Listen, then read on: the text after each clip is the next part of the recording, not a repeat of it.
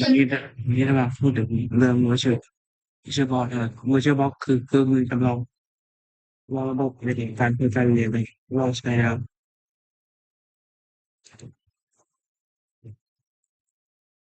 VirtualBox คืออะไรซอฟต์แวร์โปรแกรมฟรีใช้มีใช้งานคนสร้างเครื่องสมุดจำลองระบบในแบบจำหลายแพลตฟอร์ม Windows Mac OS Linux ใช้งานได้โดยเรา VirtualBox คือฝึกทดลองระบบต่างๆตั้งค่าว่าเป็นร้อยเฉพาะเรียกค่าใช้จ่าย การติดตั้งและเริ่มใช้งานดาวน์โหลดและติดตั้งจากเว็บไซต์ Oracle เป็นอย่างเป็นทางการซึ่งเหมือนใหม่มี OS และทรัพยากรฮาร์ดแวร์ติดตั้งและปฏิบัติการแทนกับไฟล์เว็บและเป็นติดตั้งฟีเจอร์เด่นของ VirtualBox คือเรื่องจากการเพิ่มก่อนและการแชร์ไฟล์ระหว่างโค้ดและเครื่องสมุดเพิ่มประสิทธิภาพและฟีเจอร์การใช้งาน ใช้ VirtualBox เพื่อการประชุมเรียนรู้ OS หลักในระบบพัฒนา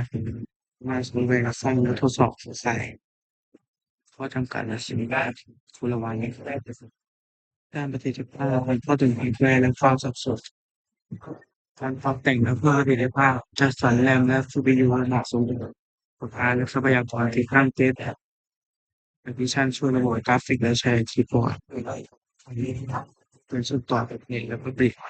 บิต วารณีศาสตร์ใช้งานจริงนักสารสนเทศใช้สำหรับสอนโลก OSTP สมัยและการพัฒนามีความน่าศึกษาจำนวนมีโซฟต์แวร์และทดลองเซิร์ฟเวอร์การบริหารระบบและฝึกทักษะระบบเสมือนสู่การก้าวหน้าต่อไปVirtualBox ช่วยการเรียนรู้สร้างประสบการณ์เชิงทักษะไอทีขั้นสูงเป็นการทดลอง